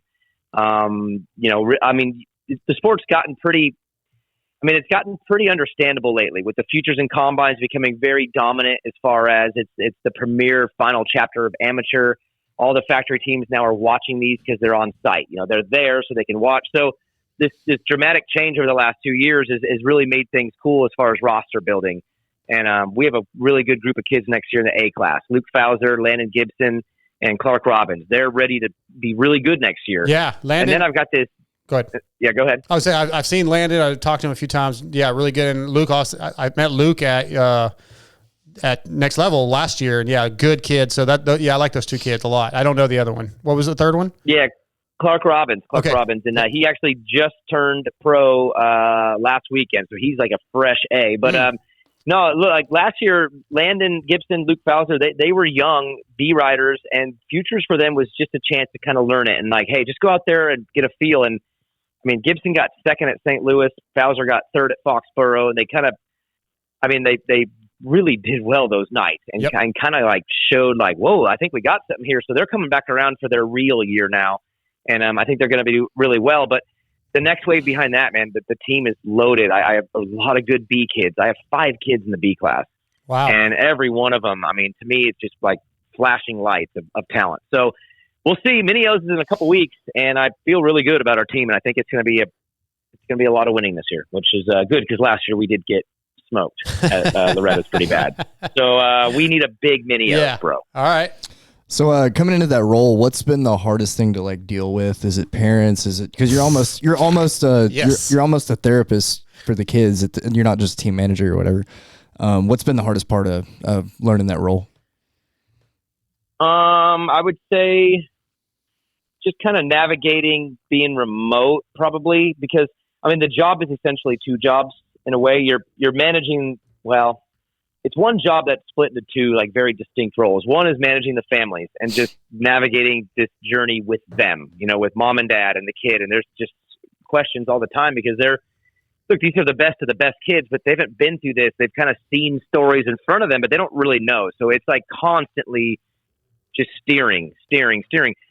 Then there's the other half of the job, which is, working for KTM. That's a real company. So you have to like do the job right. And there's, I'm a manager, so there's responsibilities there, and there's a lot of departments, and you communicate with everybody. And me being remote makes it hard sometimes because I can't navigate as fast, So that's the only real challenge that I'd say I've had is just being able to be as effective as I'd like to be, and I'm pretty fast about things. And when you're remote, it doesn't move as fast as maybe you'd like. So other than that, though, the roles, it's been fun. It's been great, and I'm loving it. All right, let's do a couple of Vital MX forum questions. Dean White 51 Says, with the recent pickups you've had recently in the KTM amateur program, why the sudden surge of talent coming from across the pond? Is this something you wanted to keep your eyes out for, or has the talent always been there, just easier access now to see the kids race on a broader spectrum? I'd say, well, I mean, I like scouting for one. Like, I really like scouting. I like watching it, and not even just scouting like to sign, but scouting just to scout. Like, it's fun to watch riders that you don't know and you've never heard of. And I'm doing that right now. I'm watching Australian Supercross. All these Australian kids, they're in the SX2 and they're wild, man. They're all over the place, and I love it. Like, it's just fun to scout. So that's part of it, is just kind of being aware and having an eye on what's going on out there. But as far as the question, I'm guessing it's pertaining to probably Cole Davies and Cade Manier, the two, foreign riders that I brought in last year. And honestly, that one just worked out very weirdly. I had a rider named Tiger Wood who was American based, but he's Australian. And, when he moved on to another team, there was this spot available, and it was kind of a creative move where it was like, you know what, I think this Davies kid, he's really good at Supercross. He's probably ready to go there. And this Manier kid, he's really good at outdoor. He's a good motocross kid. So I actually just split the deal into two and signed both of them under the support of one contract. And they ended up being the two that really popped this year, and then obviously ended up at Star, which, God, I still can't even believe when I say it. It makes me so pissed, dude. I'm sorry. But that's just how that happened. It was like, it was two foreign, a New Zealand kid and an Australian kid. And I was like, you know what? I'll turn one into two and we'll see what happens. And then they both won everything. So, it was really just, I think, kind of lucky timing that it all worked that way. But in general, there's a lot of talent, all over the world. And if you're scouting it and you're looking at it, you find these kids, you're like, wow, that kid's got something special. And then you just do your research, and next thing you know, one or two end up on your team. And then, so it just happens that way. All right. You ready for one more question that'll wind you up a little bit? Yeah, I mean, let's get those ones out of the way. Right, Let's just get them out of the way. Only got a couple more. So this one's also from the forum, from Lung Butter. Daniel, why did you quit NBC broadcast?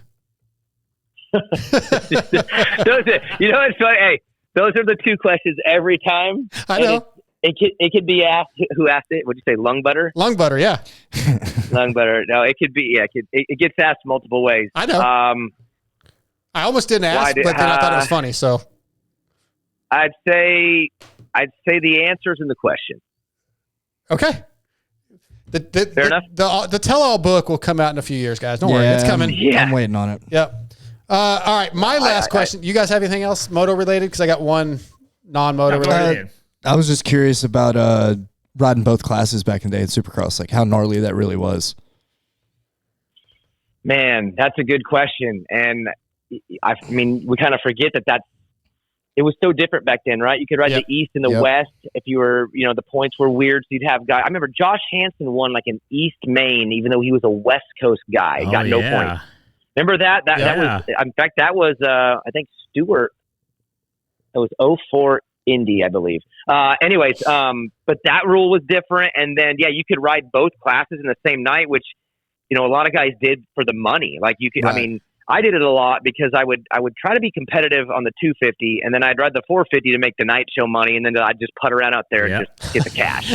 And then every once in a while, I mean, I actually ended up making both mains in the same night in 2002, and that was like a really crazy moment in my life and career because it wasn't really. I mean, I didn't even mean to. I just got a good start, and it happened. So, but it was gnarly because like the 250s back then were.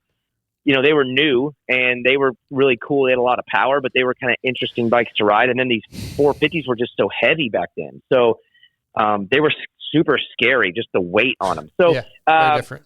Super, super tough and just a different era, man, like that and East-West stuff. I mean, privateer could hit the road and do okay back then if you just did it right. And it was cool. We were talking about some of the late 90s, early 2000s tracks earlier. And I miss how they used to build stuff. All right, TB. They were cool, different. Yeah, I actually have two more questions. One, just you're still involved with Next Level 101, right? How's that going? Supercross season. I mean, November, so it's pretty wide open. Luke Fauser's out there. RJ Johnson's a kid that's been there for a while now. He does a lot of these arena crosses as well. A kid I've worked with for a while, and I mean, it's the best time of the year, dude. Honestly, not only for riding Supercross because that's my favorite part of the year, but weather-wise, man, it's just like the fall out here is good. So it's a great month. It's October, November, into December is the best time of the year, and for me too, Supercross, a little bit of a breather, and then we kind of hunker down and get after it. So no, everything's going great out here. All right, last one. Just you're a music guy. I'm not going to ask you when the damn EP is going to come out because I don't know, you're just a busy guy. I am ready for the new main event EP, but what's the next concert on your list? You got anything coming up? Any band you're looking to go see?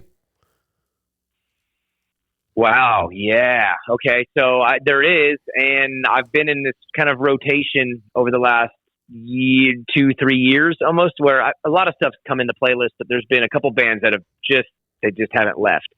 And Falling in Reverse is one. I've seen them like 3 times now, but I Prevail and We Came as Romans are 2 of my favorite bands, and I haven't seen them yet. And I'm just, with the next time they're either Atlanta, Charlotte, I mean, shit, maybe even Knoxville. I think as far as I'd go, but maybe Raleigh, anywhere in that range, I'm going to go see those 2 as soon as possible. Cause I've been on a music kick lately with them, and I need to see them. I haven't seen them yet. So. I've been wanting to see Slaughter to Prevail. That dude's voice is gnarly. Don't know those guys. Yeah, he's Russian, so like some of their music's in Russian, and it's like a gnarly voice. I'm going to see State Champs this weekend. Evan, the drummer's a moto. Oh, nice. Yeah, he's a moto guy. They're playing Dallas, so yeah, he hooking me up some tickets. So go see those guys. And saw Korn recently with stepdaughter and girlfriend, and Slipknot before that. So I've gone to a few shows this year. He just asked that question. Man, you just asked that question to Brad. Yeah, that's what it was. Hey, he was like, "Hey, so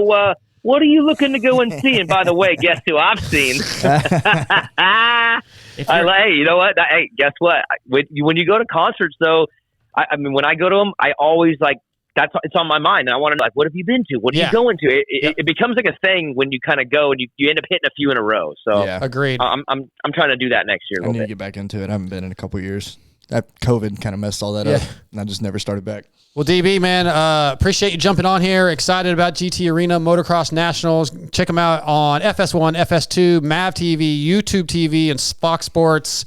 Lots of ways to watch that. Good racing. Thanks for being on here, man. It's always a pleasure.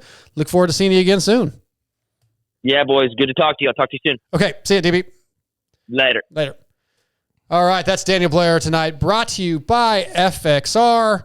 We got the ETS Racing Fuels Turds takes coming up pretty quick. Let's do the TBolt USA top 5 this week. Scotty, who's not even here, had the as usual. Leave it as man. He's so unreliable. Actually, before we do that, let me find this old email that got sent to us that I missed a couple weeks ago from Zaphoid Beeble Blocks, as I recall it. I can't see it all. It's a hell of a it's from that's from a book. Why am I Guardians of the Galaxy? No, but you're close. It's or Hitchhiker's Guide. That one to the Galaxy. Okay. Yeah, that one. Hitchhiker's Guide. All right. He said this was a few weeks ago. You guys giving Scotty a hard time about having the Baconator in his top 5 is crazy. Y'all are being burger hipsters. I'll give him a hard time. Just because it's a national chain doesn't mean they don't have something exceptional. The Baconator is top notch. I stand with Scotty. Nerds. Yeah. Look, man. Y'all can stand over there at Wendy's, I guess. Dude, Wendy's is awesome. I'd like Wendy's, but it's not top 5. No. And like, the Baconator is not top 5. A good bacon burger has to have crispy bacon, not microwave bacon. I don't like crispy bacon. Not leftover from breakfast bacon. Fuck is wrong with you? I don't like crispy bacon. I mean, I like mine a little chewy, too. Yeah. Could you just die right now? Just die. You mean unalive myself? Yes, unalive yourself right now. You are wasting oxygen. Jesus. These are my friends. I am so freaking mad right now. That is the dumbest Stop acting like you've ever said. You're the idiot. Don't be an idiot. Changed my life. Dude, I eat so much bacon. And I don't like it crispy. I don't like my look at the face. I hate you so much. Why would you want to cook it? I like it a little chewy. There's more flavor to it, but I don't like. Not raw. Fast a handful food. of bacon, like TBolt USA. If you are a pit bike enthusiast and love shredding around on a CRF 110, KLX 110, or whatever you have, you need TBoltUSA.com bookmarked on your web browser. TBolt USA is a pit bike supply site that is everything you need for your pit bike, from BBR handlebars to D&M shocks, and even full bikes from YCF and Pitster Pro Bikes. TBolt USA has it all. They even have stuff for the Chinese models that are so difficult to find. You'll find pit bikes, engines, and parts at TBoltUSA.com. This week's TBolt USA, as I don't know if I said it already or not, top 5 ice cream based desserts. Yeah. No show next week. It'll be a couple weeks before we come back. Right now, I don't have a top 5 set up, so you guys will be surprised. Nobody ever sends anything in anyway. Damn it. Pisses me off. All right. Who wants to go first? I can. All right. Hit me up. The frozen Snicker bar. Oh, God dang it. I got to change my list. I forgot about that. Okay. That's fantastic. I I don't hate you so much. Hold on. Here's what the creamsicle, which is like the orange. The orange with the white. Yeah. What the? I forgot about that too. We're back. Yeah. Okay. TJ, we're friends again. I've got to say, I love ice cream cakes, but those ice cream pies that come from like Betty, I don't know. Baskin Robbins? No, the store bought Marie Calendar? Marie Yeah, Calendar. that one. Yep. Oh, those are I was so going to say good. Betty Crocker. Yeah, they're close. They do. No, Betty Crocker's like a cookbook. Pretty Well, they much do cake. They've got Betty Crocker, Betty Crocker? cake mixes. All Yeah. right. They're pretty much any Blizzard. I mean, Yeah. was that Not a big Blizzard guy. I just like Blizzard. okay. Especially with Reese's Pieces. Yep, or Reese's Peanut. All right. And then my number one is not just the regular ones, but the ones that have different flavored Klondike bars. Ooh. I don't like Klondike I've never bars. had the other flavors. I always get the original, but yeah, Klondike bars are stellar. because they have some that have like crunch. Yeah. And the whole outside is like has the little crispy pieces in it. Guys, we're going to wrap the show up. We're heading to the store. Yeah, those were really good picks. I may say that You saved yourself with your ice cream. that may That be might have been the first smartest thing thing that you've you ever and said. I have ever agreed on. I'm sort of like trying to feel like maybe I died. Are we? Am I living in a Y'all reality? threatened for me to commit suicide, so Yeah. Chase? Dude, anything Bluebell. Bluebell's got the best ice cream. Don't at me. It's better than any. I've had ice cream all over the country. that's ice cream base. That's ice Still cream. an ice cream dessert. Ice got- cream. It can be anything with ice cream in Yeah. it. So, Number 2, Brahms ice cream sundae, hot fudge or whatever. Brahms. Yeah. And there's a It's lot of super people regional. who listen have no clue. Yeah, what 'cause it's Brahms only is, within, and they're like- missing out. It's Yeah, it's- Oklahoma and Northeast Texas. Yeah, That's I think it's got to be within like 350 miles of the parent Yep. company or whatever. Love that place. Man, I found an ice cream shop that had oatmeal cookie ice cream up in Colorado, like just regular oatmeal, no raisins. Yeah. It was some of the best ice cream I've ever had. The original fudge bomb, the orange package, the chocolate banana. Yeah. I can't find them anymore. There's a company that makes them, but they're not. Do what? I know that name, but I can't. The picture orange, they look like the bomb pops. Uh-huh. Yeah. But it's chocolate and banana Yeah, ice yeah. cream Oh, in an okay. orange wrapper. I can't. That brand doesn't make them anymore, and I'm pretty pissed about it still. And then they were at Swan this weekend. Pokios. It's a truck in Tyler that does they've got like butter pecan ice cream and homemade cookies, and like they do sandwiches. Dude, they're so good. I got to go get ice cream now. Yeah, I know. I've got a little bit of Bluebell in the freezer. Scotty so. knew what he was doing. Okay, so I went with like a molten lava cake that you'll get at restaurants. Oh yeah. These are not in order. just in general. Yeah. I like honestly, your couple of yours actually should cross out mine, but so we won't copy. I'm better than him, is what he said. Yeah, you actually had a better pick in a few of them. I went with a Baskin Robbins ice cream cake. Those are pretty stellar. I've never been to Baskin Robbins. But yeah, Man, I love Baskin Robbins. there as was a kid. It's too expensive. There was another place back in the day that I hate can't you remember the again. name of it, but they had some of the similar pies. It was Tippers or something like that. They're closed down now. They were up in DFW. They were awesome, man. Just Bluebell, like vanilla with Tim Tams. I'll break Tim Tams up need in some there. of those. Those are pretty good. You like that one? I like that one. And then I like a waffle cone. So I'm pretty plain. Usually on my ice cream, it's like a scoop of vanilla or chocolate or both, and a waffle cone. I'm Like pretty. the drumsticks, but just a made one at home. No, just like you go to an ice cream shop and get 2 scoops in a waffle cone. okay. Yeah, Yeah, just yeah. plain, basic. Your Snickers one, and there was another one that you said The that. creamsicle. Yeah, Sickles. Yeah. yeah. It's like the best. Yeah, I forgot about both of those. Those are 2 on my top list, and I just missed it. And the Bluebell fudge bars are really good too. Yeah, they are. Fudge sickles or whatever. You've got to try those Klondike because you get like 6 of them. Dude, for like if we $2. get out of here at a decent time, I'm going to Brookshire's and Well, I mean, it's Just tell Turd we have to do it next time. Yeah, no, we got him on the line. So next up, that's the TBolt USA Top 5. Our next guest is brought to you by ETS Race Fuels.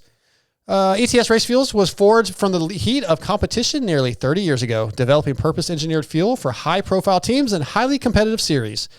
We've been the power behind many podium wins ever since. Teams using ETS Racing Fuels have won more than 50 national and world champion titles, and we continue to forge new alliances and partnerships across motorsports. ETSRacingFuels.com to find your local distributor.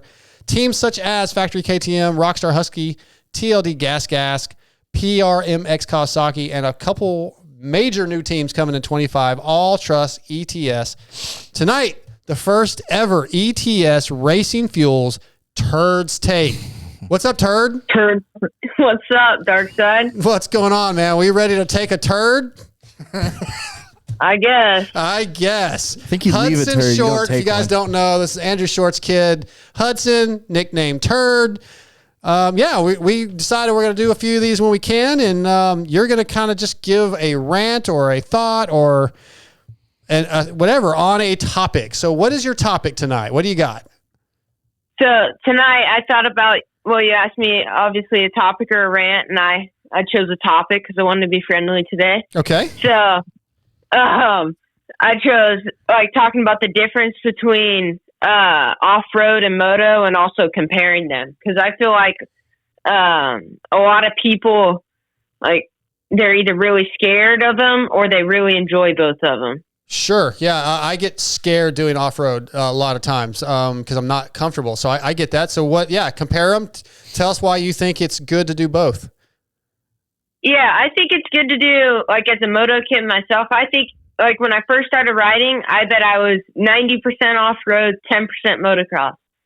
And now I'm probably way less than that. It's probably the opposite now. So I actually look forward to riding off-road now. But I just feel like that shapes you into a better rider, like the trees. So let's say most off-road, at least around here where I live, is single track. Mm-hmm. And that really helps with moto, I feel like, because you have to be able to hit the same line every lap on off-road, unless you're going into a tree otherwise, you know? Yeah. And I feel like that's really beneficial for motocross too, because if you can't hit the same line every lap, your lap times are going to be super sporadic over a 2-minute lap time track. But if you can hit the same line every single lap, I feel like that's really beneficial. So, one thing I've noticed, and because I had a son who grew up, we did a lot of woods riding, and something that always I think it helps out with, where I'm agreeing with you, is if you're used to going through the trees quickly and stuff like that, then when you get on a big, wide motocross track, very seldom do you feel like it's like one line, because it just feels like you have so much more room to move around. Yeah, for sure. And vice versa, it's good for it's good for off-road guys to do moto too, because if it does open up, let's say GNCC-ish, like that style when there's tons of lines, if you just ride single track, you're going to be like a fish out of water when there's multiple lines. But if you're an off-road guy that goes to moto for let's say 1 day a week or whatever, you're going to see that there's different lines on a motocross track rather than that just one line. And you're going to learn to be able to switch lines after, let's say, the first lap. Yeah, I feel like off-road guys going to moto, it'd help a lot with intensity too. Yeah, for sure. Because you're looking at a hour and 10-minute race by us, which is Torx, and that's still considered short in off-road world, versus, let's say, a 20-minute moto at Loretta's. That's obviously Loretta's is at a higher intensity, but I mean, that's a long time to be on a dirt bike, an hour and 10 minutes. Yeah, absolutely. And I would think the technique in off-road, you need a little more technique, because it's a little more unforgiving, because like you said, you can hit a tree or hit a rock or go off a cliff, and you really got to squeeze the bike and be in control. And a little less room for error off-road at times. A little more intentional, a little less just twisting the throttle. Yeah. Like when we were riding, me and my dad this year, we went to Crested Butte with the gnarly route people, Cole Kirkpatrick and them. And you're riding on the side of a cliff. There's no room for air, and it's all rocks. They call it the mini Carl's Diner, and it's a 1/4 mile up on the side of a cliff, 1,000-foot cliff, and it's all rock. Not a single speckle of dirt. Yeah. I went on a little I went on a long single track ride with the Kiefers, and they took me on one section that was rocky with a big sheer drop off. And I was like, no, the feet down the whole time. Cause I don't have that kind of balance. Is that when you tossed your goggles? It was about an hour before I threw my goggles. Yes. It was the same ride. I got to go watch that video. Yeah. Do you know that story, Hudson? No. So Kiefers took me for a ride back in January out in the high des, and we were doing this hill climb, and I'm not good in the desert. I'm not good anywhere, but I'm really not good on the desert hills. And I couldn't make it up, and I was stuck, and I had a legitimate temper tantrum. I took my goggles off. I threw them. Kiefer's videoing the whole time. It's on his YouTube channel somewhere. I think it's on his Instagram too. Yeah, and he's like, Dark, he said, it's okay. Calm down. I said, no, it's not going to be fucking okay. It's not. I'm done. I'm just staying here. I quit. And I just sat down. Hey, didn't you race World Vets? Yeah, last weekend. Did you beat Steve? Not even close. What? Dude, Steve's good there, Hudson, and I've never that track was like, I don't even know how to describe how rough that track was. It was awful. No, he smoked me, dude. Come on. I know. You're always just the pure disappointment. Hudson's just always disappointed in me, man. Hudson's you know what I'm disappointed in? Hudson hasn't replaced the pants that he destroyed when he T-boned me.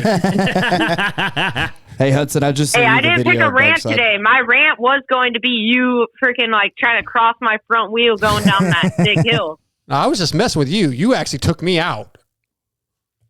I was trying to go through the turn to pass you like a normal human being.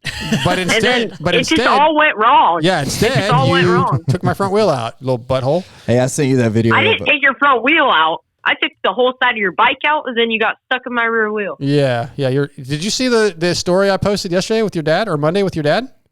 Yeah, I called him right after I saw it. That was cool. Yeah. Anything else? He was like, lots of people come up on the rally bike in the desert. Yeah. But I was just thinking it was just regular people. And then I saw Kiefer and Darkside, and then just made my whole day better. That's awesome. Yeah, it was great. Yeah, we were just driving along, and Kiefer's like, look at that dude on the bike. That's gnarly. And I was like, dude, I bet he's just getting blown to death. There's no windshield. He's just getting destroyed. Then Kiefer goes, I think that's Shorty. Oh, shit, it is Shorty. Yeah, good stuff. Hey, Jamie. Yes, sir. How do you feel about dead starts versus live starts? Dead starts are normally on off-road, and live starts are obviously motocross. Well, I suck at both of them, but I prefer live starts. I don't like the dead starts. I don't like them. Yeah, I'm the same way. So dead starts are my kryptonite on off-road. Yeah, at the GNCC last weekend, we did the quad race, and it was a dead engine start, but RV didn't know, so he left the quad running. But it was really quiet, so nobody said anything. He still didn't get the whole shot. So, hey, Jamie. Yeah. I'm going to send you a video, or I'm going to send you the YouTube. There's this guy, he started right next to me at the Torx race. Yeah. And I went from behind the top 10 to first in the first turn. It was the craziest thing ever. I'm going to send it to you after this. Yeah, do it. Send it to me. I was on the 125 and I got pulled so bad. Yeah. It was crazy. That's awesome. Send it to me, man. I'll check it out. But Hudson, thanks for jumping on here, and we'll do this again soon. We're off next week, but we'll get you back on to do another ETS Racing Fuels. And we need Turd's to get some pictures for Hudson.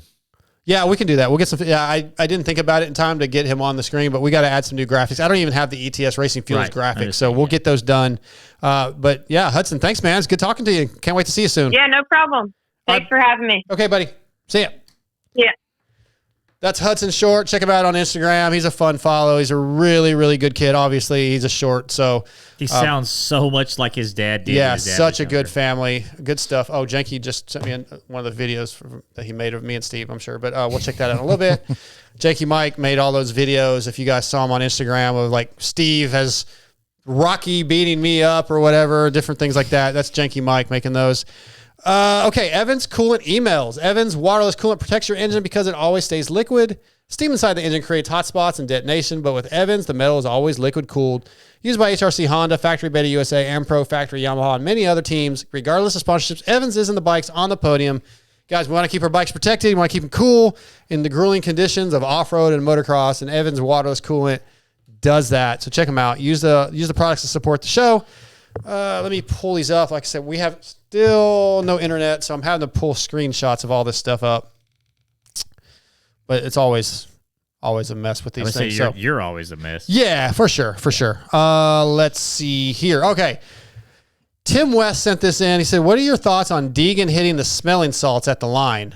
With how it alerts your senses, would you consider this a performance enhancer?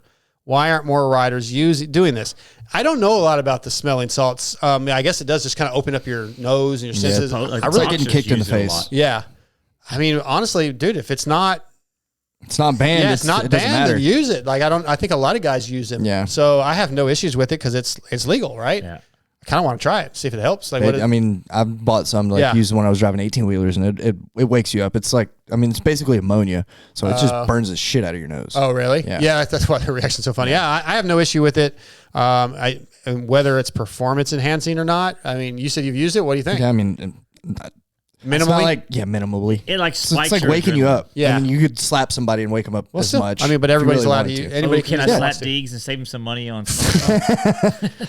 Tim also said, I basically just want to know if you think I could get away with slamming a Heineken at the gate. Yes, Tim, I think I've seen multiple people do it. Sure. Yeah, I think you could. Answer to that, my buddy Paul, when we used to race quads, literally would slam a beer before every moto. Oh yeah. I know several people that do that. Yeah, it's crazy. Shane Bagley sent this in a little, maybe a week or so ago. Got a question you can ask. This was for somebody else, actually, which we kind of touched on it. I saw Kai DeWolf riding Supercross. Will him and riders like the Coolant brothers adapt to Supercross? I think we did actually ask this last week. Yeah, you did. But Coolant brothers adapt to Supercross much quicker with a 9-whoop limit. I want to get your thoughts on that. Absolutely. And it's easier, right? Yeah, it does. I don't like the 9 whoops. Give it a couple more so they can't just go triple. Yeah. Even 2 more. Just 1 more. Or 1 less. Yeah. To where you 1 can't, more, no less. What's your mouth, son? Let's do 1 more from Chris Wood. He sent a couple in. All right. Who should replace Roger DeCoster as Team MXDN manager? Personally, I choose the bad boy Rick Johnson, someone unaffiliated with a team and someone who has experience in the event. Also, it's RJ. He's a badass, even currently. Paul Parabinos. He's already part of it. He already does most of it. Literally, him and Christina Denny. I kind of agree with Paul, other than he hasn't raced it, which this guy, Chris said, When's the last time DeCoster raced it? Yeah, it's very different. 40 years. I think Paul is very business minded and really cares. He would bring Paul's the right people in with him guy. Too. Yeah, and he cares about. I don't know that RJ would be that good at it. That's what I'm saying. I don't know, but Paul, would he care? He's so invested in it. Yeah, he wants to. And he would do whatever it takes to make the best choice for the team. If he couldn't do it, he'd bring somebody in to do. He'd bring the right people in to do it. So Paul P is. I'm not against RJ. RJ is super cool, but I'm not either. I don't know if he has he would have the energy to the want to. Yeah. And he's so far removed from the sport, from the year when he raced. It's so different. It would be cool to have somebody like RV. Yeah. I don't know about complete team manager, but part of it. RV would be fun. No, that's what I'm saying. Have Paul still running all the stuff in the background and RV be the team manager. Yeah. Okay. So that's the emails. I'm trying to think. I think we got all that. EVS, over the past 39 years, EVS Sports has established itself as the leader in innovation and technology when it comes to designing protection gear for today's motocross riders. Athletes like RJ Hampshire, Kyle Chisholm, Freddie Norn, Axel Hodges, and Travis Pastrana all wear EVS when they race, ride, or whatever Travis decides to do that day. So check out evs-sports.com and use the promo code VITALMX30, all caps, to save and gear up like the pros. Guys, they have the new Access Web Eclipse knee braces. They have the knee guards, the Slaco 96, the TP 199, multiple different styles of chest protectors and all kinds of protection. We want to stay safe out there when riding, and EVS has some of the best on the market. So use them, use the promo code. Anything else from you guys? We have anything else you want to touch on? I think we're pretty close to the end of the show. Yeah, I think we touched on everything I want to talk about. I don't have any other emails or topics just lined up. So off next week. Yeah, off next week. We'll be back in 2. Should be back on Tuesday night. But yeah, I want to thank Racetech and Yamaha Motor USA. I want to thank Guts Racing, FXR, X-Brand, Pro X, EVS Sports, Evans Coolant, Barnett Clutches, TBolt USA, ETS Racing Fuels, all the people that support us. It's very important. MotoXpod@gmail.com. Get involved. Send some emails to get involved with these segments. Send some top 5s when we tell you what they are. Anybody off the top of your head? You got a top 5 for the next show? Just anything? All right, we'll come up with something. Just listen, get involved with us. That's my favorite thing is when you guys reach out with emails. I get a lot of DMs too. I prefer emails. It's easier for me to organize. But MotoXpodShow@gmail.com. Appreciate it. Thanks to Daniel Blair and Aaron Plessinger for coming on tonight. Yeah, we'll be back in 2 weeks. That's a wrap for this episode 334. We're out.